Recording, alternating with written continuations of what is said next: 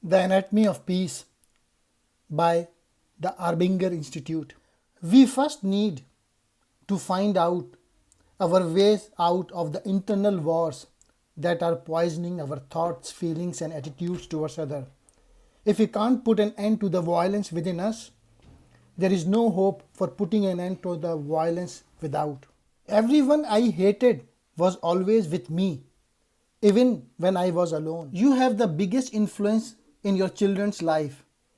So if we want to be a positive influence with your children, we better have strong relationships with you. I have learned that my heart has been at war for a long time, with myself mostly. So it reaches out to all around me.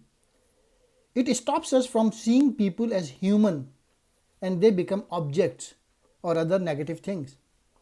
I like to remind myself that everyone is my brother or sister and we are all connected. There are two ways to view those around you, with either war or peace in your heart. The heart of war suppresses our senses of compassion and urge to help. It is the kind of mindset that creates and perpetuates hate, conflict, and war. The better option is to have a heart of peace and listen to your sense of compassion, to see those around you as human beings. Even if you are forced into a war, you can still treat your opponent with compassion, which is what the Sultan Salahuddin did in the 12th century after the Crusaders massacred the people of Jerusalem. Eventually, Salahuddin's Muslim army retook the city from the Christians, but he did not slaughter the innocent as the Christians had a century before. He forbade his people to harm them, provided them with safe passage, and even kept the city open to Christian pilgrims in the year that followed. This is what a heart of peace looks like. You choose compassion and treat others as human beings. There are two ways of seeing others as person or as an objects. As person, we see people as person when we recognize their uniqueness just like ours, with their flaws and qualities just like ours, with desire, hope, doubt and concern just like ours. In short, when we acknowledging all the richness of their humanity.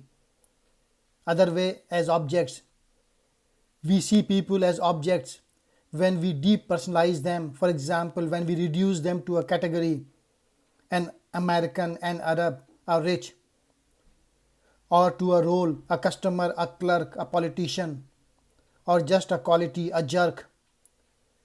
There are three ways of seeing person: as object, as an obstacle, as a vehicle, or as a irrelevancy.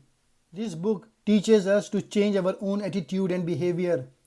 This book demonstrates that treating other humanely can resolve conflict better than direct confrontation, and we have to change the state of our heart and how we view the people around us.